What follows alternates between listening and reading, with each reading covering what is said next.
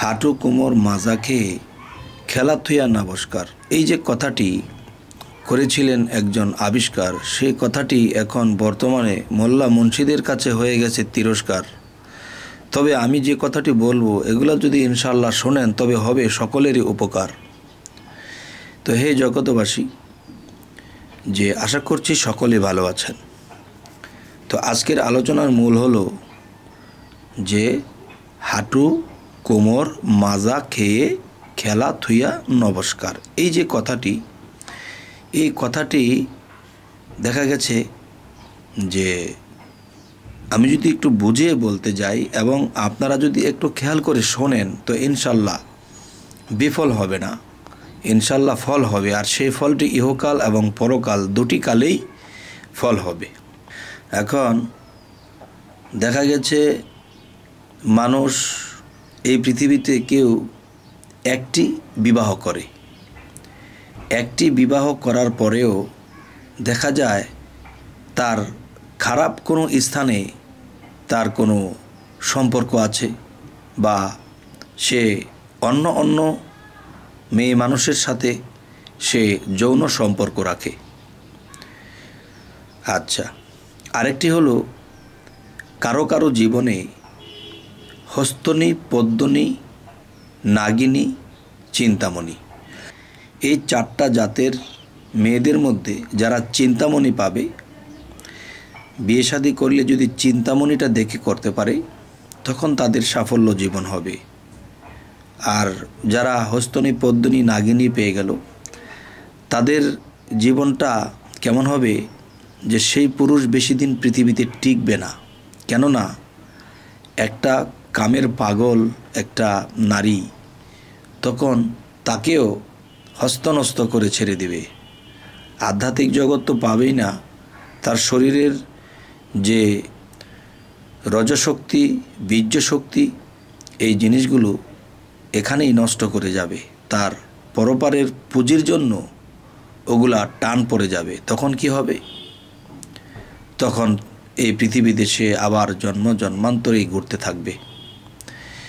তবে চিন্তামণি যে একটা বিষয়, যে তারা স্বামীর কখনো ক্ষতি চায় না, স্বামীর বাহ্যিকভাবে হোক, যৌনভাবে হোক, যে কোনোভাবে হোক স্বামীর ক্ষতি চায় না, সংসারের চিন্তা ভাবনা করে। তো আরেকটি বিষয় যে আজকে আলোচনা করব যে হাঁটু কোমর মাজা খেয়ে খেলা থুইয়া নমস্কার, কিন্তু একদল লোক আছে হস্তনী, পদ্মনী, নাগিনী যেরকম নারীর মধ্যে আছে এরকম ছেলেদের মধ্যেও আছে। তো এরা দেখা যায় কেউ চিন্তামণি পেয়েছে, সেই পুরুষটি দেখা গেছে যে সে হস্তনী, পদ্মনী, নাগিনীর মতো একজন। তখন দেখা গেছে সেই নারীর কিছুই তো হয় না, কিন্তু ক্ষতি তার নিজেরই হয়।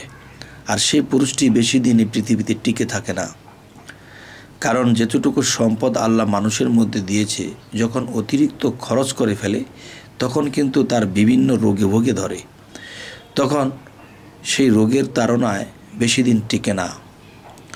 আচ্ছা, তো এখন হাঁটু কোমর মাজা ভেঙে যাওয়ার যে বিষয়টি, সেটি হলো মানুষ নিজের স্ত্রী থাকার পরেও বহু খারাপ জায়গাতে অংশগ্রহণ করে, তখন নিজেকে ধ্বংস করে। তো এই জন্য বলি যে যারা বুঝেছে তারা 25 বছর বয়সে বুঝে নিজেকে সাবধান করে চলে, আর এই জিনিস খরচ কম করে। আর একদল লোক আছে যে আমিত্ব করতে করতে এমন এক পর্যায়ে চলে যায়, তখন কি হয় যে তার জীবনের কলমের কালি ফুরাতে এমন এক জায়গাতে চলে যায়, তখন তার হাঁটুতে শক্তি থাকে না, তখন তার মাজায় শক্তি থাকে না, তখন অল্প সময়ে চুল পাকা ধরে এবং দেখে যে অল্প সময়ে তার মরণ তাকে ঘিরে। তখন কি করা?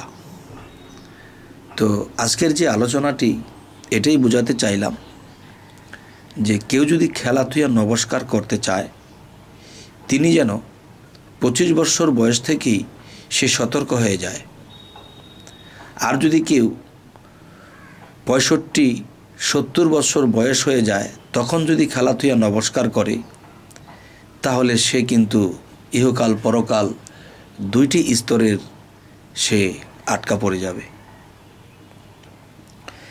তবে হে জগতবাসী, জানি না আজ আমার এই আলোচনাটি আপনাদের কাছে কেমন লাগছে, যে আমরা আজকের পর থেকে চলুন যারা আমার এই ইউটিউবে এই আলোচনাটি শুনতেছেন, যদি আমাদের মধ্যে বা দেশবাসীর মধ্যে বা এই মানব জাতির মধ্যে যদি এমন স্বভাব চরিত্রের আমরা কেউ থেকে থাকি, তাহলে আজকের পর থেকে আমরা নিজেকে শুধরে নেব এবং আল্লাহর ইবাদতের দিকে মন দেব।